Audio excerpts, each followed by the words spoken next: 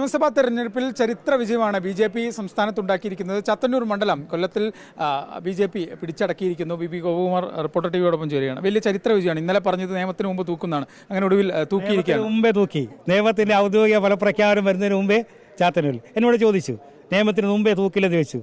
നിങ്ങളുടെ നാവ് പൊന്നായി മാറി. നിയമത്തിന് മുമ്പേ ചാത്തന്നൂര് തൂക്കി. അത് ഒരു മാറ്റത്തിന്റെ അലവലിക്കാണ് കൊല്ലം ജില്ലയിൽ ഇത് തുടക്കം കുറിച്ചത്. കഴിഞ്ഞ കാലങ്ങളിൽ നടത്തിയ പ്രവർത്തനങ്ങളല്ല ഇപ്പോഴൊരു വിജയത്തിലേക്ക് എത്തിച്ചിരിക്കും. കഴിഞ്ഞ 2 തവണയും 2ാം സ്ഥാനത്തെത്തി, പക്ഷേ പരാജയം ഏറ്റുവാങ്ങി. പക്ഷേ ഇത്തവണ അത് വിജയമായി മാറിയിരിക്കുന്നു. CPM-ന്റെ ഇടത് കോട്ടയാണ് പൊളിച്ചിരിക്കുന്നത്. CPI സ്ഥാനാർത്ഥിയാണ് മത്സരിച്ചത്, പക്ഷേ എങ്കിൽ കൂടി ഒരു ഇടത് കോട്ടയാണ് തകർത്തിരിക്കുന്നത്. അല്ല, ഇടത് കോട്ടയാണ്. അത് അത്ര എളുപ്പമല്ല.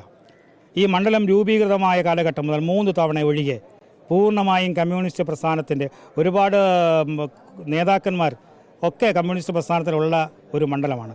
അവിടെയാണ് BJP താമര വിരിയിക്കുന്ന മണ്ഡലമായി ചാത്തന്നൂരിനെ മാറ്റിയൊരു മാറ്റത്തിന് തുടക്കം കുറിക്കുന്നു. ആ മാറ്റമാണ് 2 തവണയും 2ാം സ്ഥാനത്തെത്തിച്ചിട്ട് ഇത്തവണ 1ാം സ്ഥാനത്തെത്തിച്ചത്. മറ്റു മണ്ഡലങ്ങളിൽ ഇതിൻ്റെ പ്രതിഫലനം വരും തെരഞ്ഞെടുപ്പുകൾ ഉണ്ടാകുമെന്നാണ് പറയുന്നത്. ഉറപ്പായിട്ടുണ്ടാവും. നേരത്തെ 1 സീറ്റായിരുന്നു, ഇപ്പം 2ആയി. അടുത്ത തെരഞ്ഞെടുപ്പിൽ ഭരണത്തിലേക്ക് പോകുന്നതിൻ്റെ സൂചനയുണ്ട്.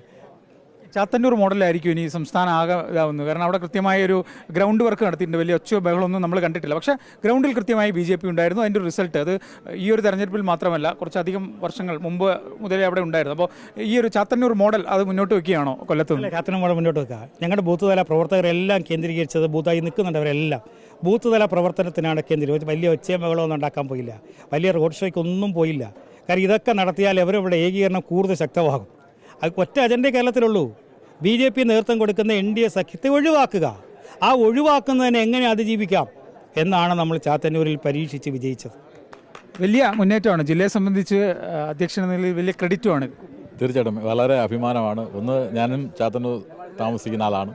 നമ്മുടെ സ്വന്തം സ്ഥലത്ത് ജയിക്കാൻ കഴിഞ്ഞ എന്നുള്ളത് ഒരു ജില്ലാ അധ്യക്ഷനെ സംബന്ധിച്ച് ഏറെ അഭിമാനകരമാണ്. വരാൻ പോകുന്ന ഒരു തെരഞ്ഞെടുപ്പിൽ, ലോകസഭയായാലും വരാൻ പോകുന്ന തദ്ദേശ തെരഞ്ഞെടുപ്പിലായാലും ഈ വിജയം ഉൾക്കൊണ്ടുകൊണ്ട് നല്ല ഒരു പ്രവർത്തനത്തിനാണ് ഞങ്ങൾ ആഗ്രഹിക്കുന്നത്. ആ നിലയിൽ അവിടുത്തെ ജനങ്ങളോടൊപ്പം നിന്ന് കഴിഞ്ഞ കുറേ വർഷങ്ങളായി ജില്ലാ അധ്യക്ഷൻ എന്നുള്ള നിലയിൽ ഞാനും അതോടൊപ്പം തന്നെ അദ്ദേഹവും കഴിഞ്ഞ 10 വർഷക്കാലമായി അവിടെ BJPയുടെ പ്രവർത്തന രംഗത്ത് നിന്നുകൊണ്ട് സാധാരണക്കാരായ ജനങ്ങളുടെ എല്ലാ വിഷയത്തിലും ഇടപെട്ടുകൊണ്ട് അവരിൽ ഒരാളായി മാറി ആ വിഷയങ്ങൾ പരിഹരിക്കുന്നതിനും അതിന് മാർഗം കണ്ടെത്തുന്നതിനും വേണ്ടുന്ന നടപടികൾ സ്വീകരിച്ചു.